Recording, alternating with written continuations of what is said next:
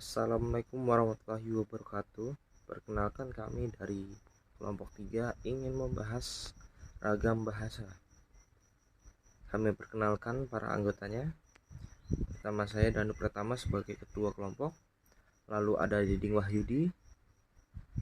Lalu ada Cucu, ada Dia, dan ada Adeliana. Mari langsung ke materinya. Apa itu bahasa Indonesia? Bahasa Indonesia adalah bahasa nasional dan resmi di seluruh wilayah Indonesia. Ini merupakan bahasa komunikasi resmi, diajarkan di sekolah-sekolah dan digunakan untuk penyiaran di media elektronik dan digital. Bahasa Indonesia ditinjau dari dua sudut pandang, yaitu menurut penutur bahasa dan menurut jenis pemakaian bahasa. Menurut penutur bahasa sendiri dibagi menjadi 3 bagian, yaitu ragam daerah, ragam pendidikan, dan ragam sikap penutur. Ragam daerah terdapat logat dan dialek. Ragam pendidikan, ragam bahasa baku dan tidak baku. Sikap penutur, corak bahasa dari berbagai pemakaian bahasa.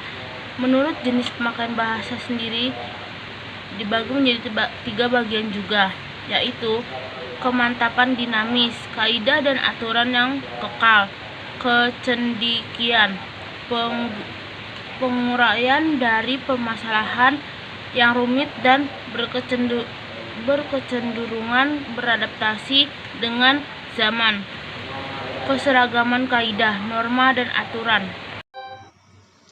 Ciri menonjol berbahasa Indonesia yang baik dan benar. Yang pertama, berbahasa Indonesia dengan kaidah yang berlaku dalam bahasa Indonesia atau sesuai EYD. Kedua, pemakaian bahasa yang berorientasi dengan kebutuhan dan sasaran yang penting. Terakhir, tidak terlalu beragam baku. Kapan waktu yang tepat untuk menggunakan bahasa Indonesia yang baku? Yaitu digunakan ketika sedang berbelanja di supermarket dan tempat makan lainnya, digunakan ketika mengunggah karya tulis, lalu digunakan ketika telah terjadi musyawarah atau rapat mengenai kepentingan bersama, dan juga digunakan ketika menyapa tamu dari luar daerah atau negara.